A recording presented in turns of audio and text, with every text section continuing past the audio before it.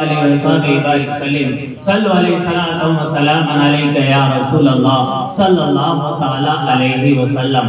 حضرات محترم، پیری مریدی ہدایت کا عمدہ طریقہ ہے۔ اللہ تبارک و تعالی فرماتا ہے لقد رضی اللہ عن المؤمنین اذ یبایعونک تحت الشجرہ، بے شک اللہ تعالی راضی ہو گیا ان سے جو ایمان والے درخت کے نیچے تمہاری بیعت کرتے تھے۔ حضرات محترم، قرآن پاک سے بیت و ارادت کا ثبوت ملتا ہے۔ آپ نے دیکھا ہوگا شیخ طریقت اپنے ہاتھوں میں ہاتھ لے کر ان باتوں کا اقرار کراتے ہیں۔ کن کا اقرار کراتے ہیں؟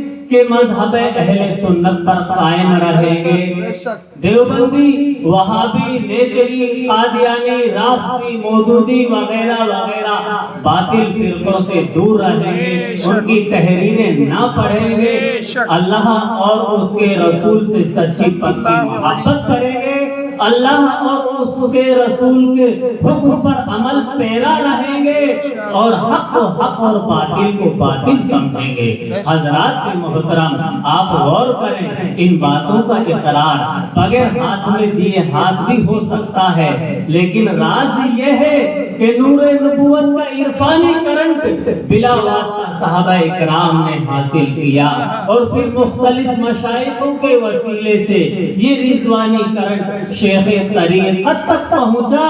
صرف ٹچنگ کی ضرورت تھی، شیخ نے مرید کے ہاتھ کو اپنے ہاتھوں میں لیا اور فیضیاب کر دیا۔ شیخ طریقت پہلے دل روشن کرتے ہیں، بعد میں اقرار کراتے ہیں تاکہ روشنی کا اقرار مستحکم رہے۔ حضرات محترم، کرامت ولایت کا معیار نہیں ہے، اس کے باوجود بعض اولیاء کرام سے کرامات صادر ہوئی ہیں۔ ہوا ہو یا مٹی، آگ ہو یا پانی، سب کچھ ان کے زیر نگی ہے، اور اللہ کی عطا کردہ طاقت سے اولیاء اللہ ہر چیز پر حکومت کرتے ہیں۔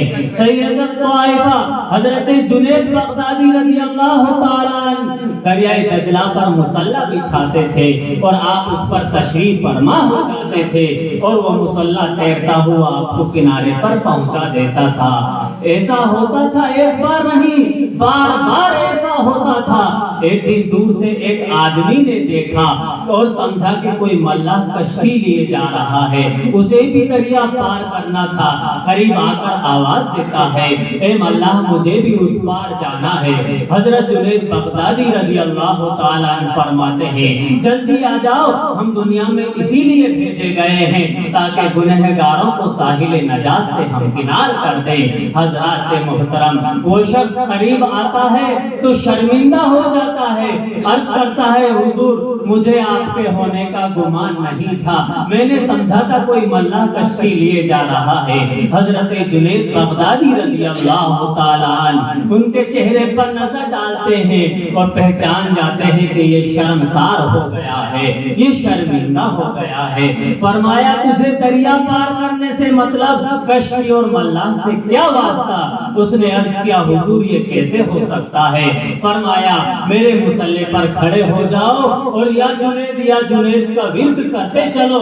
چونکہ ولی اللہ کا حکم تھا، مان گیا، مصلی پر کھڑا ہو گیا، اور وہ شخص ڈوبنے کے خوف سے اس کا بدن تھرتھرا رہا تھا اور دل کانپ رہا تھا، لیکن جب مصلی دریا کے درمیان پہنچتا ہے، دریا کے بیچ پہنچتا ہے، تو وہ شخص یا جنید کہنے کے بجائے یا اللہ کہنے لگتا ہے۔ جیسے ہی اس نے یا جنید کا وسیلہ چھوڑا، ڈوبنے لگا۔ حضرت جنید بغدادی رضی اللہ تعالیٰ عنہ نے پکڑا، باہر نکالا، فرمایا، تم نالائق ہو، تم نادان ہو، ارے تم ابھی جنید ہی تک نہیں پہنچ پائے ہو، خوفزدہ تک کیسے پہنچ سکتے ہو؟ خبردار، اب ورد بدلنے کی کوشش نہ کرنا ورنہ انجام بدل سکتا ہے۔ اس طرح پھر اس نے یا جنید کہنا شروع کیا اور ساحل نجات تک خیر و عافیت کے ساتھ پہنچ گیا۔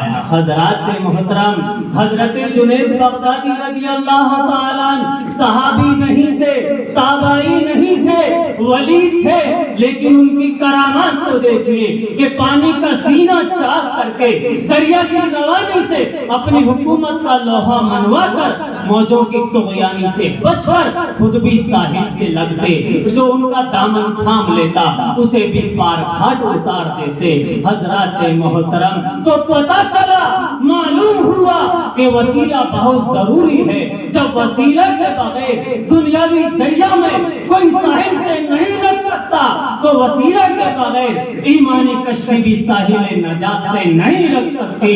تمنا درد دل کی ہے تو کر خدمت فقیروں کی، تمنا درد دل کی ہے تو کر خدمت فقیروں کی۔ نہیں ملتا ہے یہ گوہر بادشاہوں کے خزینوں سے، اور وصل مولا چاہتے ہو تو وسیلہ ڈھونڈ لو، وصل مولا چاہتے ہو تو وسیلہ ڈھونڈ لو۔ بے وسیلہ نجدیو ہرگز خدا ملتا نہیں، بے وسیلہ نجدیو ہرگز خدا ملتا نہیں۔ اور اللہ اللہ کیے جانے سے اللہ نہ ملے، اللہ اللہ کیے جانے سے اللہ نہ ملے۔ ارے اللہ والے ہیں جو اللہ سے ملا دیتے ہیں، یہ اللہ والے ہیں جو اللہ سے ملا دیتے ہیں۔ حضرات محترم، جن بزرگوں کی بارگاہ میں ہم حاضر ہیں، حضرت علامہ مولانا چاند صاحب قبلہ بابا رحمۃ اللہ علیہ کا ہم عرس منا رہے ہیں۔ یہ ایسے بزرگ ہیں، اللہ تبارک و تعالیٰ فرماتا ہے الا ان اولیاء اللہ لا خوف علیہم ولا هم يحزنون، بے شک اللہ کے ولیوں کو نہ کوئی خوف ہے اور نہ کوئی غم۔ حضرات محترم، اللہ کے ولی کسی چیز سے نہیں ڈرتے، دنیا میں کسی چیز کا خوف نہیں کرتے، ساری خدائی ان سے خوف زدہ رہتی ہے، اس لیے کہ وہ صرف اللہ سے ڈرتے ہیں، اور جو اللہ سے ڈرتے ہیں ساری خدائی ان سے ڈرتی ہے، اور جو ساری خدائی سے ڈرتے ہیں اللہ سے نہیں ڈرتے وہ ساری خدائی سے ڈرتے ہیں۔ حضرات محترم، آپ نے دیکھا ہوگا کہ بجلی کے کھمبوں پر ایک لال تختی لگی ہوتی ہے اور لکھا ہوتا ہے ہوشیار ساودھان خطرہ ہے، یعنی اے راستہ چلنے والوں، اے لوگوں، بجلی کے کرنٹ سے اپنے گھر کو، اندھیرے گھر کو روشن رکھنا، مگر اس سے ٹکرانے کی کوشش نہ کرنا۔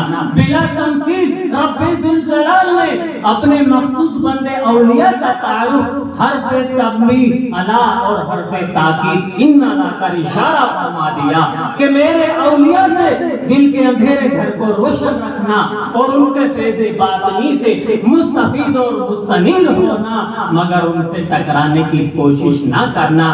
یہ عام لوگوں کی طرح نہیں ہے۔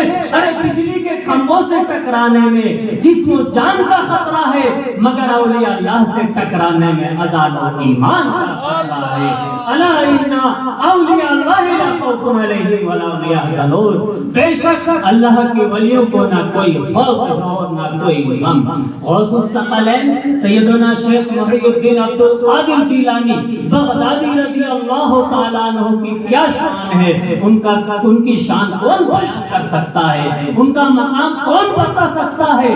اعلیٰ حضرت فرماتے ہیں وہ کیا مرتبہ ہے، اے غوث بالا تیرا اونچے اونچوں کے سروں سے ہے، قدم اعلیٰ تیرا سر بھلا کوئی کیا جانے کے ہے کیسا تیرا، اولیاء ملتے ہیں آنکھیں وہ ہے تلوہ تیرا۔ اور یا رسول اعظم کیا دبے جس پہ حمایت کا ہو پنجہ تیرا، کیا دبے جس پہ حمایت کا ہو پنجہ تیرا، شیر کو خطرے میں لاتا نہیں کتا تیرا۔ غوث الثقلین سیدنا شیخ محی الدین عبد القادر جیلانی بغدادی رضی اللہ تعالیٰ عنہ بازار سے گزر رہے ہیں۔